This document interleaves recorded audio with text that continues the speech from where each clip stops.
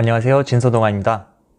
인생에서 자신의 존재를 찾는 방법 첫 번째 탐구 주제인 자유와 책임에 대해 이야기하고자 합니다.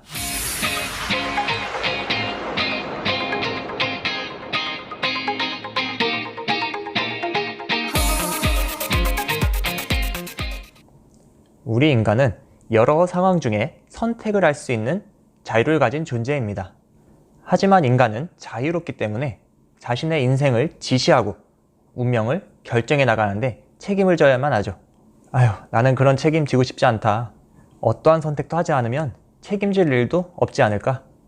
이렇게 말할 수도 있지만 책임 회피는 답이 될 수 없습니다. 왜냐하면 실존주의적 관점에서 인간은 자신의 운명을 결정하고 개척하는 존재이기 때문이죠.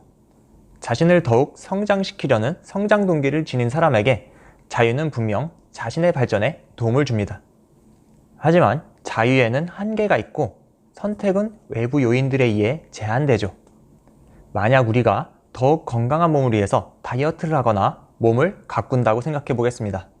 세상에는 달고 고소하고 감칠맛 나는 맛있는 음식들이 많이 있지만 우리는 음식 먹는 종류와 양을 조절하게 됩니다. 바로 우리가 어떤 음식을 먹기 전에 우리 몸에 대한 책임을 인식한 후에 자유를 행하기 때문이죠. 그 밖에도 우리는 법적인 요인으로 갖고 싶은 물건을 정당한 지불 없이 가져가지 않고 도덕적인 요인으로 앉고 싶은 자리라도 우더른에게 양보하며 공감적인 요인으로 자신이 하고 싶은 말을 모두 하진 않습니다. 이처럼 우리는 자유, 그리고 우리가 스스로 택하니 자유에 수반되는 불안과 함께합니다. 자유는 좋아하지만 책임은 지고 싶지 않아 선택장애에 빠지기도 하죠. 완전한 자유는 책임에서의 해방을 의미하지만 그런 자유는 현실에 존재하지 않습니다. 그렇다면 자신의 존재를 찾기 위해 어떤 방식으로 자유로운 선택을 펼쳐나가야 할까? 바로 개인의 자유뿐만 아니라 타인의 자유도 존중할 수 있는 책임을 전제로 한 선택을 펼쳐나가야 합니다. 사람은 홀로 존재할 수 없고 개인의 자유가 중요하다면 타인의 자유도 존중받아야 하기 때문이죠. 뭔가 실천하기 어렵다 이렇게 생각할 수도 있는데 우린 이미 어느 정도 실천하고 있습니다. 우리가 친구들과 시내를 걷고 있다고 생각해 보겠습니다. 근데 걷다가 보니 갑자기 노래가 부르고 싶어졌습니다. 하지만 우리가 길을 걷다가 노래를 부르고 싶다고 해서 곧바로 노래를 부르진 않죠. 그리고 조금만 참았다가 코인 노래방을 가서 친구와 노래를 부를 겁니다. 왜냐하면 우리가 노래를 부르고 싶은 자유뿐만 아니라 다른 사람이 우리의 노래를 듣고 싶지 않아 하는 자유를 무의식적으로 존중하고 있기 때문입니다.